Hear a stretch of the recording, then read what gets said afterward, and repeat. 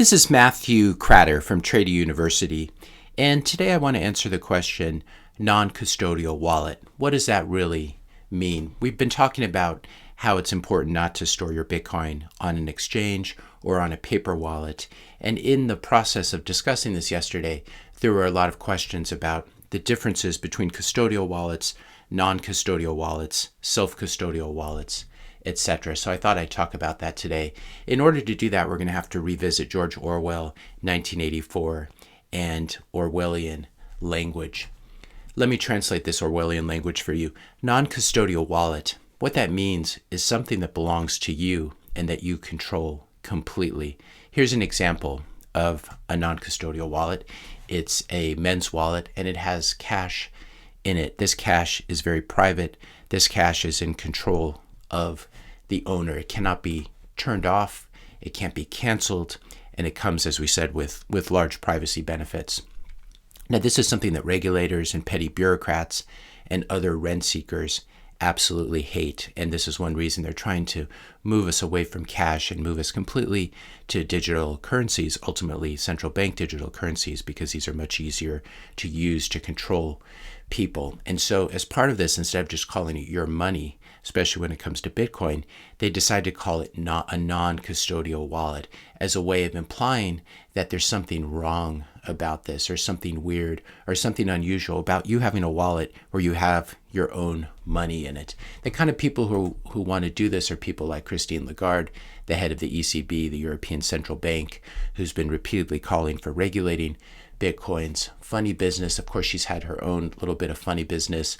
She was convicted while head of the IMF. She was convicted over a payout. It didn't stop her from becoming the most important central banker in Europe. So you can see these people function in their own sphere and they play by their own rules and they want to have control over your money as well, unfortunately. Self-custodial wallet, it's your money, it's in your custody, you control it. Self-custodial and non-custodial mean basically the same thing, but non-custodial, as we said, implies that there's something missing or lacking with your wallet. And so you tend to see this more often when regulators are talking about it. Self-custodial, you may see that more often when Bitcoiners are talking about self-sovereignty, etc. There's nothing missing from a non-custodial wallet, as we said. All that's lacking is that some government bureaucrat or banker or regulator doesn't have complete control over it. Non-custodial means stuff that belongs to you that isn't being held by someone else, thus exposing you to counterparty risks. So I'll give you some examples. In my house here, I have a non-custodial piano. I have a non-custodial guitar. I have non-custodial clothes, and I also have non-custodial tools of self-defense, let us call them. Another word for this is my stuff. And this is not something that certain groups like. And this is one reason that groups like this are very interested in getting rid of private property so they can have more control over you. Now, when you leave your Bitcoin on any crypto exchange, it is being held in a custodial account. It's being controlled. The private keys are being controlled by someone else. And you will need to ask their permission to send it to you. Sometimes they will say no. A lot of you have discovered this the hard way. Here's a Google search result about Coinbase that demonstrates that Coinbase will block or freeze customer funds if they have to comply with a court order, etc. So these are custodial wallets. Leaving your Bitcoin on an exchange or leaving your gold in a bank vault defeats the whole purpose of financial self-sovereignty. It puts you at risk and it also puts the whole ecosystem at risk.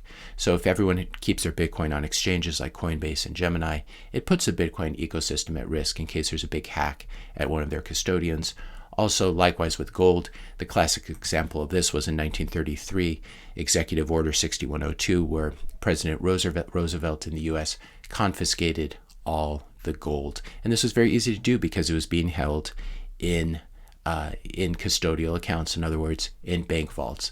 The people who were hoarding this and holding their gold in their houses, did not have the same problem. Non-custodial, self-custodial Bitcoin wallets, this would be really, as we've said, any software wallet or any hardware wallet where you hold your own private keys. You're not relying on Coinbase or Gemini or Binance to hold your private keys. My two favorite hardware wallets are Trezor and Coldcard, and I have lots of videos on my channel, for example, how to buy Bitcoin and withdraw it and hold it on a Trezor.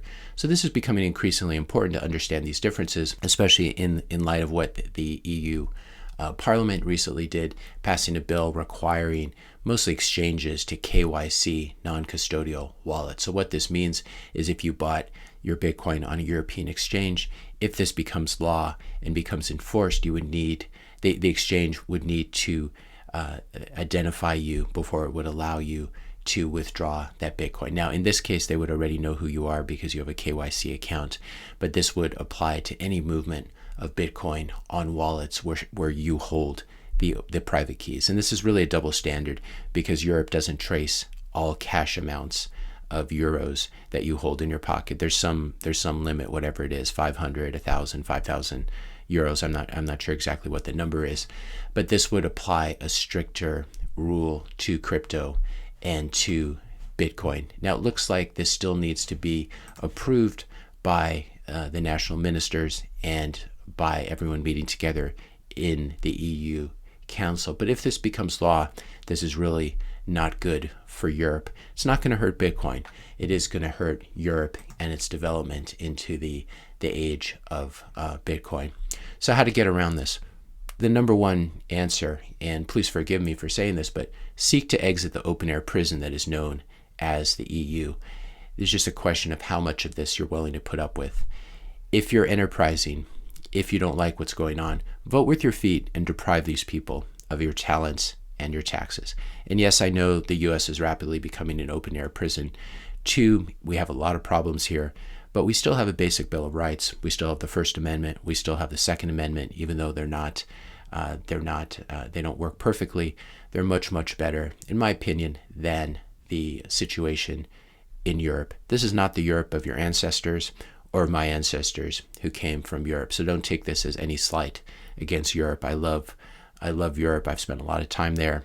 I love the history, the music, the literature, the arts, etc. But I don't love these petty bureaucrats who are running things now. If you want to read about liberty and the ideas of freedom in early modern European philosophy and thought, this is an interesting book that I recently read by Hilary Gatti. So this is the Europe of your ancestors. It's not the Europe of Christine Lagarde and these awful, awful parasites who've taken over the system. Other ways to get around a ban like this, if it happens in the EU or really anywhere else, if there's a ban against non-custodial wallets, one thing you can do is you can just use them anyway. As Martin Luther King Jr. said, when a law is unjust, you have an ethical right to break that law. Another way to get around a ban like this is to provide a good or service and ask to be paid in Bitcoin. Maybe you mow someone's lawn or you paint their house and ask to get paid in Bitcoin. And this way you can help the circular economy, the Bitcoin circular economy, to grow. The other way is you can buy anonymous, non-KYC Bitcoin.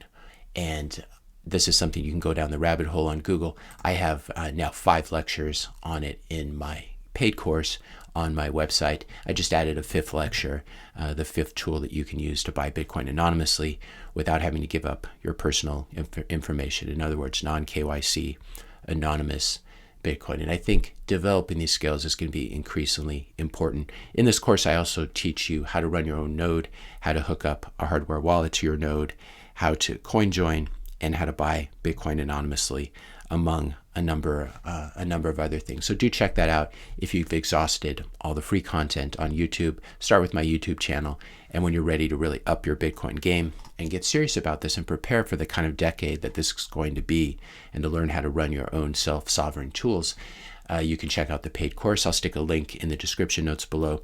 And make sure you use the coupon code YT99 to get the best deal. This will give you access to this Bitcoin course, all my other courses, including my list of my favorite long-term investments after Bitcoin. If you found this video helpful, be sure to hit the subscribe and like button. Hit the notification bell if you want to be notified when I publish my next video. And let me know your questions and comments in the comment section below. Thanks a lot for watching, and I'll see you in the next video.